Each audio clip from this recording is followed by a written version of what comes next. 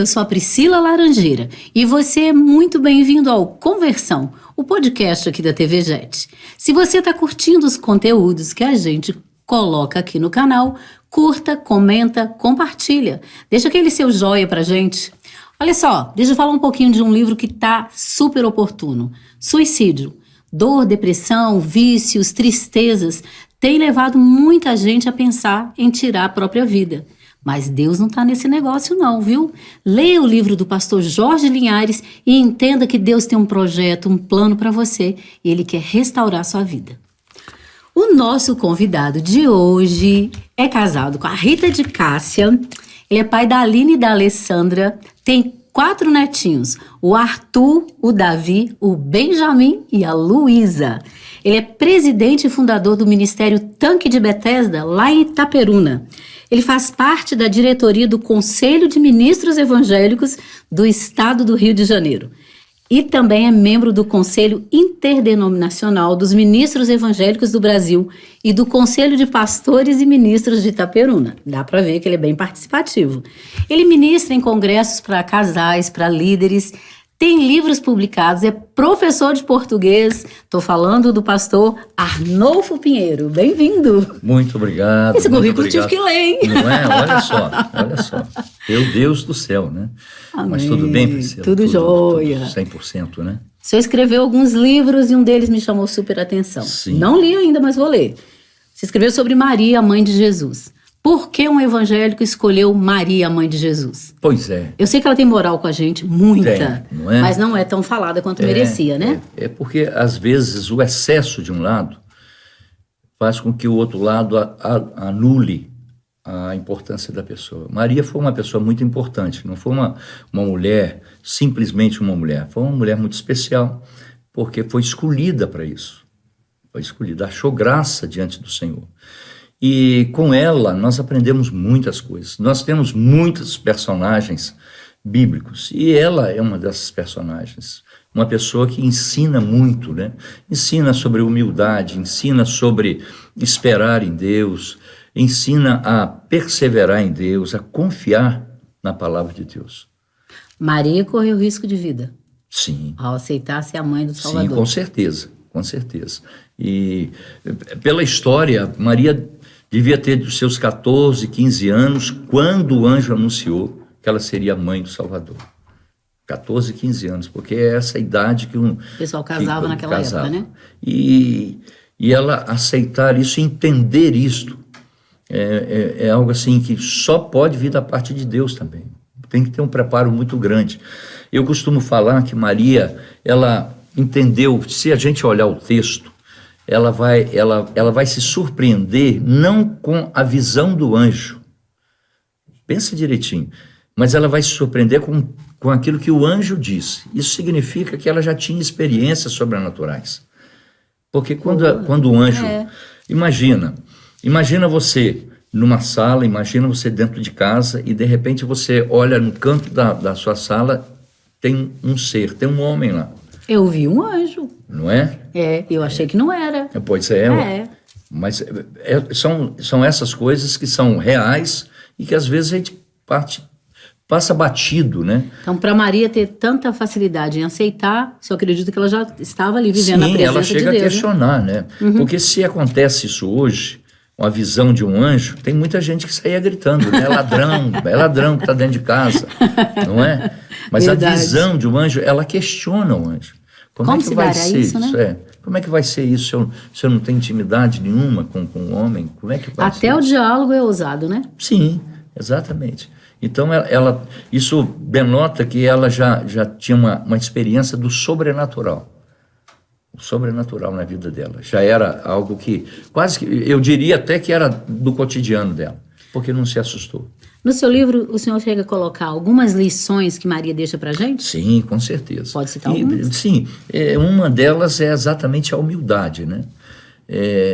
Eis aqui a serva do Senhor. A serva do Senhor. Faça-se em mim segundo a sua vontade. Já começa se colocando ali como serva, né? Em outra ocasião, talvez uma outra pessoa ia falar, não, olha, que coisa, né? Eu sou alguém especial. Agraciada, agraciada, mas ela não, ela se coloca como serva ali. Ela se coloca assim. E uma coisa interessante que eu também encontro nela é que a promessa do anjo é que ela vai ser mãe do Salvador e que ele vai se assentar no trono de Davi, olha só. E só que na história dele, Jesus acaba nascendo numa manjedoura, que na nossa linguagem hoje é um coxo, né? É um coxo. Então, peraí, um anjo fala um negócio e parece que a história é outra, né? Isso traz para a gente uma lição muito grande, é que aquilo que Deus fala, independentemente da sua circunstância, vai acontecer, porque Deus é fiel. Mas não tem que ser no nosso tempo, tem que ser no tempo dele. Por isso que ela guardava todas as coisas no seu coração, né? Você falou algo tremendo, que é uma outra lição. Ela guardava as coisas no coração. Que para Jesus era o Filho de Deus, é o Filho de Deus. Sim. Mas para Maria ele era o filhinho dela, né? O filhinho dela, exatamente. Como mãe a gente vê, não importa o tamanho, a grandiosidade do filho, a gente vê um filhinho, né? Exatamente. Então ela tá vivenciando tudo isso e ela tem uma promessa. Ó, ele vai se assentar no trono de Davi. Aí o que ela faz? Ela coloca ele no coxo. Peraí. Um lugar mais humilde, mais simples possível. É o outro extremo, né? O outro extremo. Não, nem tinha lugar para Jesus, Não tinha lugar. Mas isto denota nela eu estou esperando. Eu acredito, eu vou esperar, eu acredito. Então, o choque de Maria com Jesus na cruz, ela já sabia que ele ia sofrer, né? Sim. Eu na verdade, esse livro, eu fiz uma pregação sobre Maria. E tanta gente me procurou em relação à pregação que eu resolvi publicar um livro em relação a isso. Tanto evangélicos quanto católicos, porque Maria não pode ser para a gente um divisor ou um afastamento. Não mesmo, né? A gente precisa entender isso, né? Que isso não vai interferir na salvação de ninguém. Mas, pelo contrário, vai chamar a atenção para alguém que foi muito especial, muito especial. Legal. Então, pessoal, comprar aí o livro do pastor Maria, a mãe de Jesus. Outra coisa, seu trabalho é muito com casais. O mundo está dando uma volta gigantesca, vários conceitos, valores morais estão sendo apresentados hoje. Qual o desafio hoje para trabalhar com casais cristãos? A internet tão perto. O desafio é um só. O desafio é que nós estamos vivendo um tempo em que a palavra família se desfez. Verdade. A família. Então, aquilo que a gente fala que a família é o alicerce, a base, essa é a verdade. Não é um chavão. Família é a base. Homem, mulher, filhos. Só que as pessoas estão trocando os papéis. Elas trocam papel. O homem já não assume o papel de liderança dentro de casa. Então, nós estamos vendo, eu trabalho há 28 anos que eu trabalho com área emocional. Então, nós estamos vendo adolescentes hoje se cortando. Automutilação. Se cortam lá na nossa igreja, chega bastante disso. Adolescentes se cortando, adolescentes envolvidos com drogas, mas o reflexo está vindo lá da família. O conceito de família se perdeu. E esse é o grande trabalho de Satanás no mundo. É tirar o conceito de família, como se família fosse apenas um ajuntamento de pessoas. Não é um ajuntamento de pessoas. Você pode ajuntar, colocar num grupo aí, 4 homens que se amam, 4 mulheres que se amam, ou 4, sei lá, enfim. Você coloca ali, isso não vai se tornar uma família. Eles podem se amar, mas isso não é a família. Porque a família tem o papel específico. O pai, a mãe, filho. Porque é na família que se aprende exatamente sobre autoridade. Cadeia de autoridade está dentro de família. Hoje se perdeu isso. Eu fui professor, eu digo fui porque eu passei a minha vida toda, na minha juventude, né, em 1900, meu avô menino, eu passei toda dentro de escola, professor universitário. Então, eu percebo, ainda frequentando as universidades, eu percebo quanto se perdeu na questão da autoridade. O professor hoje não tem autoridade em sala. Nós estamos vendo aluno batendo em professores. Então, nós estamos vendo isso. O senhor falou das escolas e da perda de autoridade dos professores. Essa semana nós estamos em abril. Essa semana aconteceu um caso bem chocante em Blumenau, em Santa Catarina. Um homem de 25 anos entrou numa creche evangélica e matou 4 crianças e feriu gravemente outras 5. É por causa da falta de autoridade? O que o senhor acha que aconteceu ali? Eu tenho para mim, eu não quero filosofar em cima disso. Certo. Mas a gente olhando de fora a situação, além da questão espiritual que nós estamos vivendo os últimos dias dos últimos dias.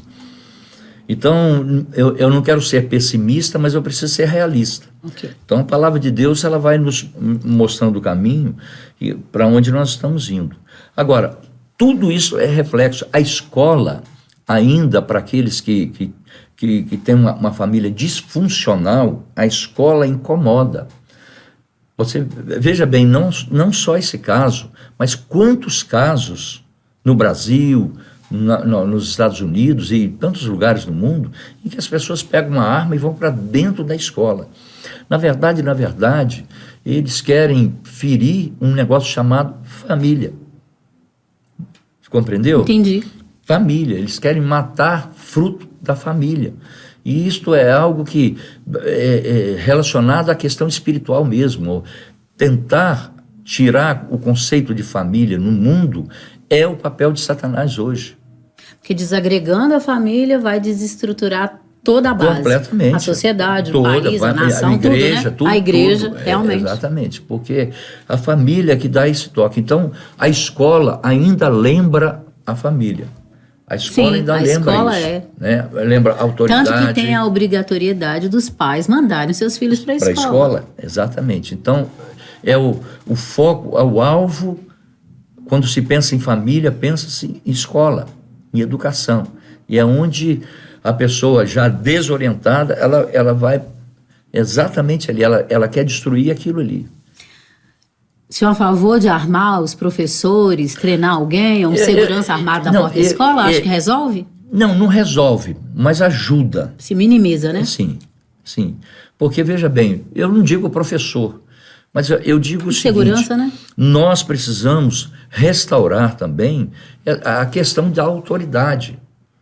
Você entendeu? O policial, por exemplo, ele também nos últimos tempos, por causa da questão da autoridade, ele sofreu muito com isso. Ele perdeu a autoridade. Perdeu a autoridade, né?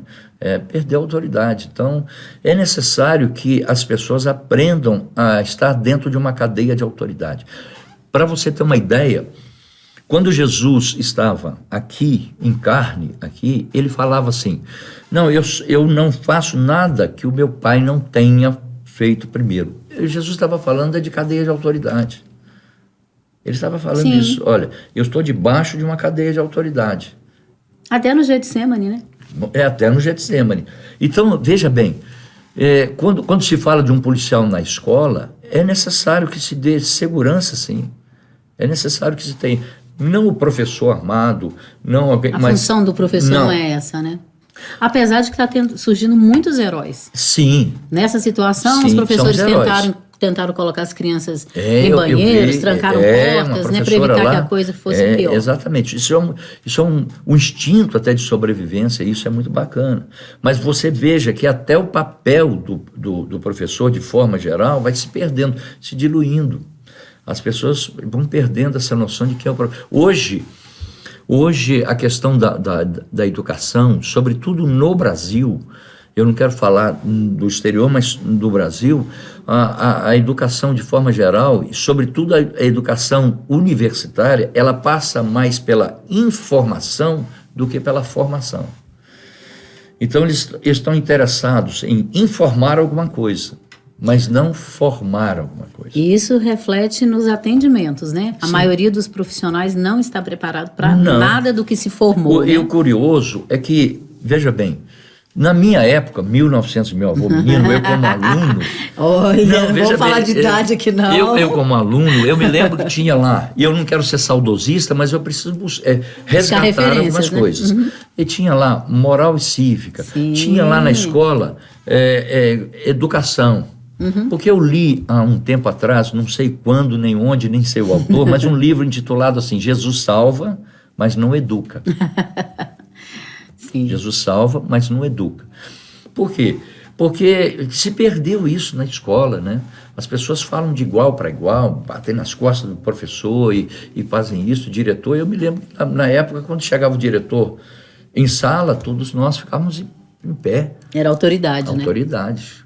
Hoje não é nada, o aluno entra empurrando porta, então perdeu-se no mundo, e eu vou voltar aqui à questão da família, perdeu-se a questão da cadeia de autoridade. Perdeu-se isso. E isso é tão grave que qual foi o pecado de Lúcifer?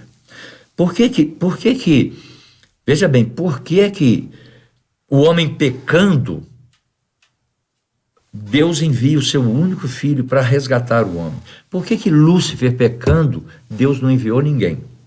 Porque o homem, Adão e Eva, eles pecaram contra a santidade de Deus. Mas Lúcifer pecou contra a autoridade de Deus. Poxa. Ele quis ser como Deus. Ele não entendeu, ou não quis entender que havia uma cadeia de autoridade.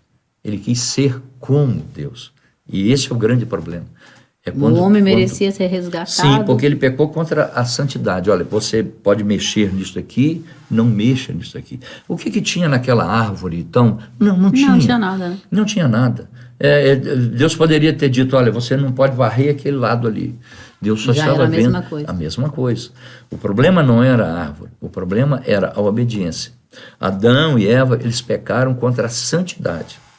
Certo. Agora, Lúcifer não. Pecou contra a autoridade. Até então, podemos deduzir que Lúcifer está se repetindo, né? Tentando insuflar essa questão de desautorizar todo mundo. Exatamente. Porque aí ele sabe que a queda vem. Eita, glória. Fechou. Tá, voltando nos seus livros. Já que a gente está falando de um momento tão terrível que o país todo está sofrendo. É verdade. Nós não conseguimos ver as imagens, a gente não quer falar muito do assunto. Você escreveu, saiba por que você está passando lutas. Por quê? Esse livro é interessante porque nós muitas vezes entendemos assim, se eu estou bem, Deus está abençoando. Se eu estou passando por uma luta, Satanás está influenciando. E às vezes as pessoas precisam entender que existem lutas na questão humana. Nós somos humanos, nós estamos sujeitos a cair e quebrar uma perna. E como eu disse para você, eu lido com pessoas com depressão, síndrome do pânico, e eu percebo, por exemplo, que as pessoas evangélicas, o nosso povo, tem muita dificuldade em tomar remédio por uma depressão. Elas acham, não, esse negócio é do demônio. E eu não vou tomar remédio porque eu estou firmado na rocha. Ainda hoje? Sim, eu encontro isso assim. Eu estava ministrando sobre cura interior. Eu não lembro a cidade, eu estava fazendo um seminário sobre cura emocional. E aí, entre uma palestra e outra, tinha uma senhorinha que saiu para o canto, abriu a bolsa e pegou um remédio na bolsa, bem quietinho. Eu fui brincar com ela, eu sou muito brincalhão, e eu toquei nela, ela levou um susto, o remédio dela voou para tudo for lado. E ela, não, olha, eu estou tomando isso, querendo justificar. Ô, dozinha. Então, saiba por que você está passando luta. Existem coisas que Deus faz para que a gente possa crescer. Existem lutas que Deus permite, melhor dizendo, para que a gente possa crescer. A gente só cresce no meio de uma batalha. A gente não cresce. Você pega uma criança que está acostumada com tudo, quando ela crescer, ela não vai saber resolver as coisas do mundo, porque alguém esteve resolvendo os problemas. E Deus não resolve problema para a gente. Deus permite problemas para que a gente possa resolver. Isso é bom. Não é? Por quê? Porque Deus quer que eu cresça, que eu amadureça. Paulo chega a falar isso. Paulo fala assim, olha gente, eu passei para vocês leite e agora eu estou voltando esse tempo, vocês já deveriam estar comendo algo mais sólido, né? Eu vou ter que voltar a dar leite para vocês. Não é? Verdade. Porque às vezes a gente fica assim nessa... Então Deus permite certas lutas. Outras lutas são nossas, do ser humano. Nós temos um corpo corruptível. Nós temos um corpo e nós precisamos entender isso, né? Que nós adoecemos. O pai de um dos meninos entendeu isso, né? Que imediatamente após a morte tão horrorosa do filho, ele ministrou perdão. Sim. Isso é maturidade. Maturidade. Maturidade. Embora o caso ali, a gente pega.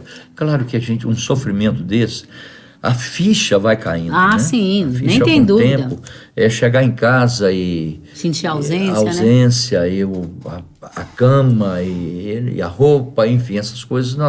Porque ninguém está preparado. Ninguém está preparado para a morte. Verdade. Mas ninguém está preparado para perder alguém que vem ainda atrás. Nós sempre pensamos... Quem já está lá na frente. Nós pensamos no avô, nós pensamos no pai, na mãe. Deixa o papai, vida longa ao papai e à mãe. Não é? É isso aí. Mas atrás, então, essas coisas. Mas, de qualquer forma, né? Ele já esboçou alguma coisa de perdão. Ou seja, eu já liberei perdão. Isso é bom. É bom para ele é curativo, né? É curativo. E até falando de curativo, me conta um pouquinho do poder curativo da confissão. Então, esse livro, eu tenho um carinho muito grande por esse livro. Na verdade, eu estou falando desse livro, esse livro até se esgotou e eu penso até... Em reeditar. Porque o que acontece? Eu fui fazer uma oração há muitos anos atrás dentro de uma clínica psiquiátrica. Uma família pediu para que eu fosse lá fazer uma oração, conversar com alguém que estava lá internado. E quando eu estava lá dentro, eu conversando com o diretor da clínica, ele me disse assim: pastor, 80% das pessoas que estão aqui dentro não estariam se soubessem de uma coisa. Eu falei, mas... O quê, né? Ele falou que já foram perdoados. Oh, meu Deus. Olha só, o sentimento de culpa leva uma pessoa para um distúrbio enorme, problemas enormes. Então, eu escrevi esse livro, O Poder Curativo da Confissão, exatamente como Maria. Nós perdemos também na confissão muita coisa para a Igreja Romana. Eu posso falar, eu amo o povo da Igreja Romana porque na minha juventude eu estudava num seminário para padre. Estudava no colégio de freiras, temos tudo em comum. Não é? Mas eu andava de batina. Tá, eu não cheguei a esse ponto, não. Eu estudava teologia para ser padre. Oh, meu Deus. Né? Então, tem gente que até hoje fala, bem que eu estou vendo que você tem uma cara de padre. Voz de beatitude. Não é? Alguma coisa assim. Mas eu escrevi por quê? Porque nós perdemos, quando eu digo nosso povo de Deus, povo evangélico, nós perdemos... O hábito da confissão, né? O hábito da confissão. Porque nós não temos... Eu começo o livro falando assim... você sempre fala assim, eu não me confesso a homens. Claro que não. Mas qual foi a última vez que você se confessou a Deus? Você compreendeu? Uhum. Porque a confissão, nós temos uma distorção no conceito. Porque a gente pensa que confessar é falar com Deus, mas falar com Deus, algo que ele já sabe. Então não precisa, porque ele já sabe, né? Porque ele já sabe. Só que o conceito de confissão é um conceito de confessar algo, é assumir algo. Por isso que quando você pega o rei Davi, no Salmo 51, que é o salmo que ele escreve logo depois que ele peca com Batseba, ele escreve assim, diante de mim está sempre o meu pecado. Eu conheço as minhas transgressões. Isso é confissão. Reconhecer o erro. Porque se eu não reconhecer um erro na minha vida, eu não melhoro. Por que a confissão é terapêutica? Porque ela vai tirar de dentro de mim aquilo que eu preciso consertar. É mais ou menos, eu falo lá na nossa igreja, que é mais ou menos um espelho. Na nossa igreja nós criamos o hábito. Uma semana antes da Santa Ceia, todo mundo sabe que é a semana de confissão de pecados na nossa igreja. Por quê? Nós criamos esse hábito lá. Então, olha, cada um vai para dentro de casa agora, entra no teu quarto, vai confessar pecado um por um, coloca no papel lá, aquilo tudo. Por quê? Porque é igualzinho quando a gente olha no espelho. Quando você olha no espelho, a primeira coisa que você procura é corrigir alguma coisa. Verdade. Não é? Ninguém olha para um espelho e fala assim, puxa, isso aqui ficou bom. Não. A gente vai tem sempre algo para dar uma consertadinha ali. Exato. A confissão de pecado é alguma coisa que nós precisamos consertar na nossa vida. Enquanto eu não reconheço isso, eu não conserto. Eu vou orar como? Senhor, tu sabes. Senhor, perdoa os meus pecados. Você falou muito do passado. No meu passado falava assim que a gente tinha que começar orando, adorando a Deus e tal, e de repente confessar os pecados. Sim. Só que aí a gente acostumou a falar, perdoa todos os meus pecados. Os meus pecados já acabou. Ah, já não valia mais. Não né? é terapêutico. Não. Porque a verdade é o seguinte: por que é que muita gente está com um problema emocional? Você sabe que a maior parte das pessoas com depressão no mundo são evangélicos. Infelizmente. Você sabe por quê? Porque o nosso povo é aquele povo que está assim, estou firmado na rocha, não está nada, está igual prego no angu, o vento forte, mas tá ele batendo, cisma tá assim, estou derrubando, firmado, eu salvo. Vai ficar tudo bem, vai ficar tudo bem, triunfalista, o né? negócio e aí ele está guardando coisas. Verdade. E o Davi escreve falando, enquanto eu me calei, secaram-me os ossos. O que Davi está falando? Enquanto eu guardei para mim, eu fui morrendo de dentro para fora. Para fora, verdade. Muito grave. É o que traz a depressão. Depressão, porque a palavra depressão significa buraco. Depressão significa... Eu tenho, lá na nossa igreja, eu tenho algo chamado Oficina da Alma. Então, toda segunda-feira eu falo para as pessoas de forma geral. Então, eu costumo falar lá que chegam lá evangélicos, católicos, vascaínos, atleticanos, chega todo mundo lá, a oficina da alma, porque eu converso com eles, 80, 100 pessoas com depressão, síndrome do pânico, essas coisas. Por quê? Porque as pessoas às vezes ficam guardando esses problemas. E o nosso povo é assim. Você pega alguém no mundo, ele chuta o balde. Claro que não é da forma certa, mas ele de alguma extravasa, forma né? extravasa. Você pega o povo romano, ele vai lá para o padre e conta tudo, o padre tudo paga lá, põe uma penitência lá, né? O nosso povo não. O nosso povo não. Você, veja bem, você vai jogar um futebol, ou vai estar jogando futebol. No mundo, um briga com o outro ali, daqui a pouco os dois saem abraçados. Se fizer isso no povo evangélico, um sai da igreja, o outro vai não sei para onde, Verdade, o tempo dele acabou. até Ninguém nesse caso. toca em ninguém, porque está todo mundo assim. É igualzinho uma panela de pressão. A confissão não é contar para Deus aquilo que ele já sabe. A confissão é trazer para fora aquilo que está me adoecendo. Verdade. Entendeu? E isso as pessoas não querem fazer. Não querem. E não criaram esse hábito também, né? Ou perdeu-se, porque no início da igreja, a igreja primitiva, havia isso é bíblico. Tá, o início da igreja primitiva tinha a confissão e isso muda a nossa história. E quando a gente traz essa problemática toda da falta de perdão, falta de confissão, para o relacionamento conjugal, que é só outra área de atuação. Como que os casais estão? Porque família começa no casal, sim, né? Eu vou falar uma coisa para você, que 100%, eu não vou dar margem de erro, 100% dos casamentos que não estão dando certo ou não deram certo, advém de uma coisa chamada ira reprimida. Eu trabalho com isso há 28 anos. Ira reprimida.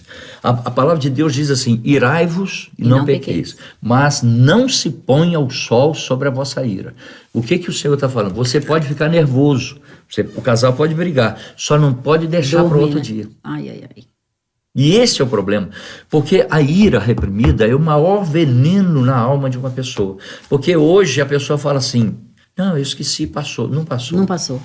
Não passou. Quantos casais, todos nós conhecemos, que eram casais assim, todo mundo falava, meu Deus, era um casal tão bacana, tão bonito, tão isso, e separaram, aí parece assim, de uma hora para outra, não foi de uma hora para outra. Aquilo estava ali dentro como um vulcão. Aí veio uma gota d'água dentro de um copo cheio. Então veja, a cura do relacionamento é necessário. É necessário que o casal ele possa entrar... Porque o problema do casal é assim, não, nós não precisamos de cura, nós não temos problema. Mas não é isso, é igual fazer revisão em carro. Você pode Parece que não tem problema, né? Você tem um carro zero, mas quando chega a 10 mil quilômetros, você tem que fazer uma revisão. Não nem que seja para constatar que está tudo certo, que está tudo né? bem. Então, o casal precisa fazer... É verdade, o casal precisa fazer isso. Porque às vezes o marido pensa que está bem na fita e não está. Ela pensa que está bem na foto e não está. Verdade. Então, é preciso fazer isso, um check-up. Esse check-up é emocional. Porque o que sustenta o casamento não é o amor. O que sustenta o casamento é a confiança. Opa. O alicerce do casamento é amor, admiração e confiança. Então, veja bem, pessoas amam, outras pessoas. Por exemplo, eu vou ao presídio lá, fazer visita lá ao presídio. Quando eu chego lá, tem uma fila de pessoas, de mulheres, que vão fazer visita íntima para os maridos que estão lá dentro. Essas mulheres amam aqueles homens amam, mas são felizes? Não. Porque o amor, ele mais escraviza do que liberta. O que liberta a paz dentro do casamento é a confiança. Porque quando um confia no outro, além do amor, o amor dá fruto, mas a confiança cria raiz. Opa! Você compreendeu isso? Entendi a profundidade da coisa. Então, sim. A confiança, a mulher, ela fala, não, eu confio no meu marido. Isso traz paz para ela. Mas se ela não confiar, ela pode amar. E quanto mais ela ama, mais problema ela vai ter. E vice-versa. Oh, meu Deus. Todos nós precisamos de cura interior. Todo mundo. Acabei de crer. Olha só, a gente está quase terminando. Péssimo terminar num momento desse. Mas você aprendeu aí o que o pastor falou, né? Se fosse para deixar um conselho de ouro para o seu pessoal, fala aí, qual que você daria? O conselho de ouro, e que eu vejo muitas pessoas falando assim, eu estou fraco na fé, existem coisas, nós não precisamos, a igreja não precisa de uma nova reforma. As pessoas falam, não, a igreja está precisando de uma nova reforma. A igreja não precisa de uma nova reforma.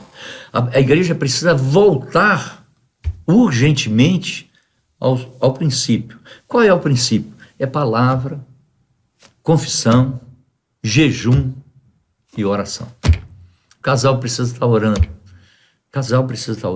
O marido precisa estender a mão e abençoar a mulher. A mulher precisa abençoar o marido. Não queima ele, Senhor, prepara e leva, né? Não, mas abençoar. Não é? Prepara e leva. Rita, você está ouvindo isso do seu esposo? Pois é. E os pais precisam profetizar as bênçãos sobre os filhos, os irmãos, enfim. 4 coisas que nós precisamos. Voltar. Seja casado ou não.